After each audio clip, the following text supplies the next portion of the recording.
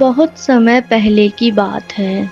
एक राज्य में एक न्यायप्रिय और दयालु राजा राज्य करता था।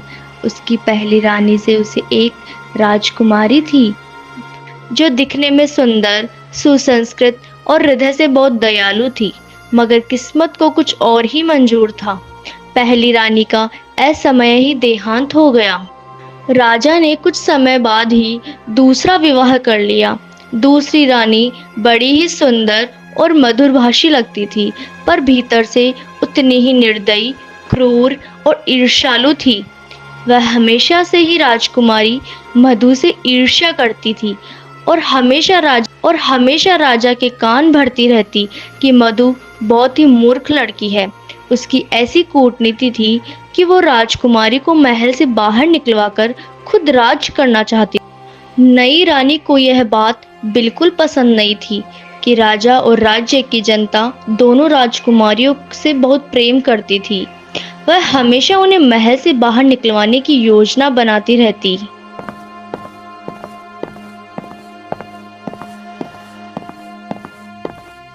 महाराज, ये दोनों लड़कियां महल के नियम नहीं मानती और आपकी इज्जत को ठेस पहुंचा रही है। आपकी बड़ी बेटी मधु तो बहुत मूर्ख है।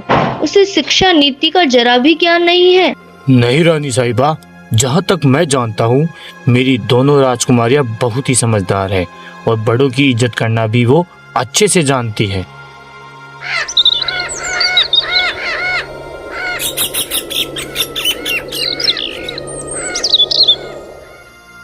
जैसी आपकी मर्जी महाराज, पर मैंने तो जो देखा है वो आपको बता दिया। बाद में ये ना कहना कि मेरी राजकुमारी ने मेरी इज्जत कम करवा दी। तब राजा भी सोचने पर मजबूर हो गया। सोचने लगा कि मुझे एक बार जाके मेरी बेटी की परीक्षा तो लेनी चाहिए। ऐसा कह के वो राजकुमारी मधु के कक्ष में गए और सवाल पूछा।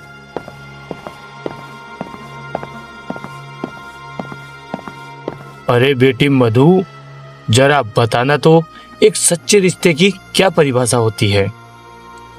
पिताजी, जैसे खाने और नमक का रिश्ता होता है वैसे ही आजकल के रिश्ते होने चाहिए। मूर्ख, तुम रिश्तों की तुलना एक सस्ते नमक से कर रही हो। सच में तुम बिल्कुल ही मूर्ख हो। हमें तुम पर बहुत क्रोध आ रहा है। ऐसा कहकर राजा वहां से गुस्से में निकल जाते हैं और राजकुमारी मधु उदास हो जाती है, क्योंकि उसका वो मतलब नहीं था।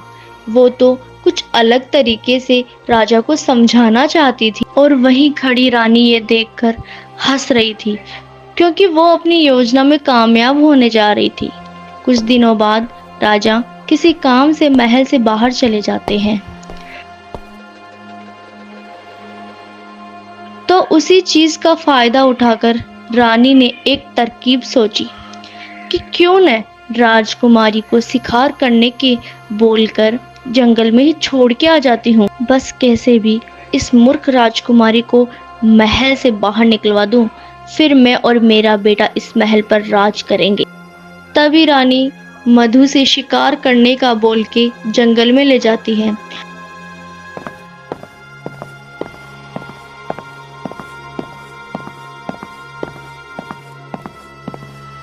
और राजकुमारी को कुछ आगे छोड़कर आ जाती है। पीछे से वह वहां अकेली रह जाती है। राजकुमारी वहीं पर अकेली चारों तरफ चीख पुकार करती इधर उधर भटकती रहती है, पर वहां उसको सुनने वाला कोई नहीं था। और राजकुमारी महल का रास्ता भी नहीं जानती थी। वो रोते रोते एक गांव में जा पहुंची।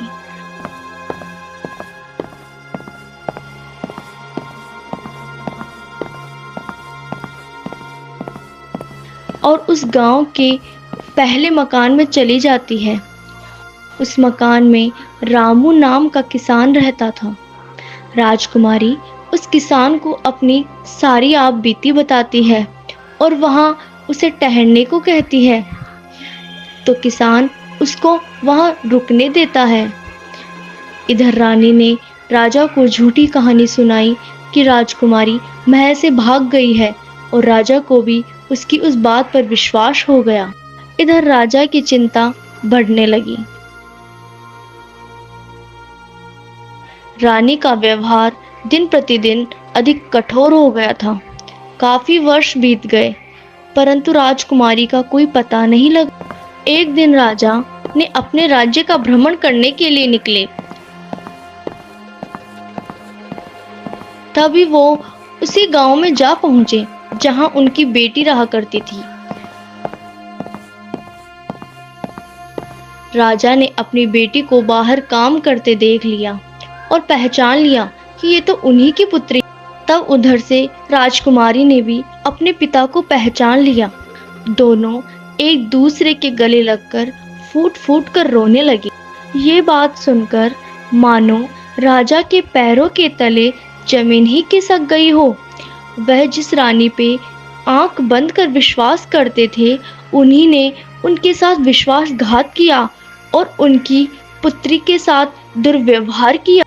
राजा अपनी पुत्री से कहते हैं, पुत्री, अब तुम्हारा महल में चलने का समय आ गया है और जिसने तुम्हारे साथ ऐसा व्यवहार किया है उसको कठोर दंड अवश्य मिलेगा, ताकि ऐसा कोई भी करने से पहले 10 बार सोचे।